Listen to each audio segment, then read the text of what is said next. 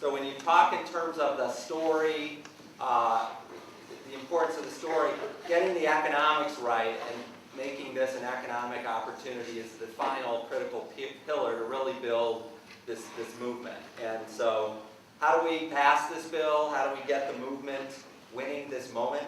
Let me just quickly review the bidding on that and maybe hand out a few assignments, because no meetings are good without that. So first of all, basically the message is there. You know, we don't have to debate, well, you know, it's okay to say climate or global warming or new energy or whatever. The basic message is simply this. We want to get as close to the line of xenophobia as you're comfortable with, but the basic message is China, India, Germany, Spain, they're all kicking our butt, okay? It's no longer whether, boy, if we pass this climate legislation, we're going to hurt ourselves and we're going to lose jobs. Actually, there's a green global gold rush going on. The gun's gone off, and we're sitting here debating while other countries are out hustling us, and countries like China are literally out investing us by twofold. So we ought to get in the game. There's jobs. So if whatever argument you want to make, the Chamber of Commerce just has it wrong. So we've got the message. The mechanics, the campaign mechanics of the movement, they're there as well. Look at this room. I mean, you know, I did meet my wife at an Alaska Lands Protection meeting years ago. I'll admit that, but I was a nerd as well. But you know, it's very heartening on a Friday night to see folks here that are also planning a weekend and thinking about how to organize this stuff. So hats off to them. You got the environmental movement, you got Al Gore, you got all kinds of stuff happening. So that's there. The economics, as I said, is also there. Okay. And in particular, this energy bill is about stimulus. So in the language of how do we build jobs in this economy, the energy bill is stimulus. One example, buried in the House bill, is that camera on? Don't tell anyone. You know, the Apollo Alliance got a $30 billion small and medium manufacturing incentives package. Basically, think of it as a bailout for the parts industry. All around, Indiana, Michigan, Ohio, there's this huge economy of auto-dependent parts manufacturers that are going down the tube. So looking at 3-4 million manufacturing jobs have been lost. So the idea is to have that sort of incentive package built in. So key senators in those states are coming around on that. The targets are basically known. There's a few senators that we need to win over. And frankly, the key here is a mix of substance and noise, okay, from folks like yourself. And then the right meetings inside to convince these folks. I want to tell you just a little story, just an example. 3 weeks ago, our group, the Clean Economy Network that I'm involved in, and various other business leaders, we have 250 business leaders and CEOs that went back to Washington, lobbying in the halls of Congress, just like you all did after Power Shift.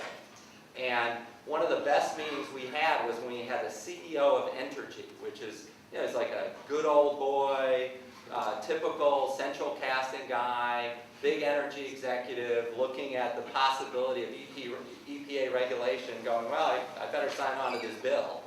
And they see the long-term economics and the long-term shift of climate. He serves Arkansas, Louisiana, places like that. So he's, you know, he's not like a green Northwest liberal type person. And to have him at a meeting with a bunch of other CEOs talking in front of 3 senators, a senator from Ohio, Sherrod Brown, Mark Pryor, his senator from Arkansas, and Debbie Stabenow from Michigan. And this guy was passionate. We have to do this. We have to put a price on carbon. Just went on and on and on. For an hour, this meeting went on, and Mark Pryor, who is senator from Arkansas, one of the key targets, not a word from his mouth. And I will tell you, for a senator not to say anything, you've seen C-SPAN, these guys like to talk. So what does that say? It basically said Mark Pryor was going, wow, this guy's off script. He's supposed to be against this, and he's covering me when I say I can't really vote for this. Different dynamic. He had to go back to staff and go, what's going on? Well, what's happening is a shift is happening. So we've got to close these arguments with a bunch of key people. I don't know what I want to get into the details, but Michigan, Ohio, Indiana, the message is manufacturing. And I was interested to see your regional stuff just totally right on message with the imagery on that. We need to keep up the pressure on these guys. In Montana and North Dakota, for those of you who know about the tar sands in Canada, the mess that's going on up there, bad stuff. If you're talking to friends and you guys are reaching out to Montana, one of the better arguments to make in Montana is... Montana's here. Yeah, I know, that's right.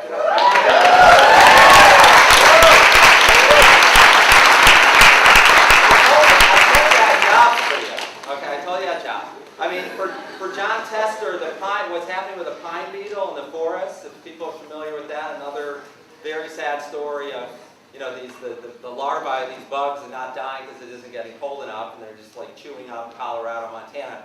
The risks of that and the imagery of that, very important to winning over Tester, who's one of your senators.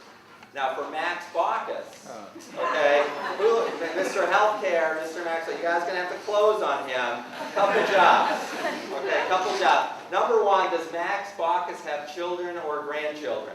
Yes. Okay, are you working them? Little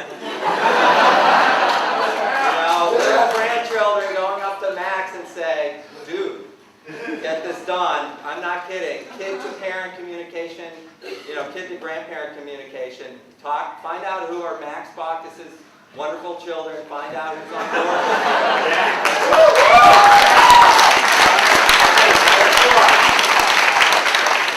The other arguments make, if you care about the tar sand stuff, the reality is there's been a lot of talk about natural gas drilling and the Bakken Formation in North Dakota and Montana, and oil, and these guys are going to talk about the need for balance stuff. Wind is obviously big in Montana, and I'm not standing here advocating for more natural gas drilling in Montana. However, to make an argument to these folks, the development of natural gas and jobs in Montana around that if done in an environmentally intelligent manner, will never, ever, ever happen unless we have a price on carbon to slow down the tar sand. So it's just an example of a weird business argument that might work for him. Or gets... opinions are good. So the key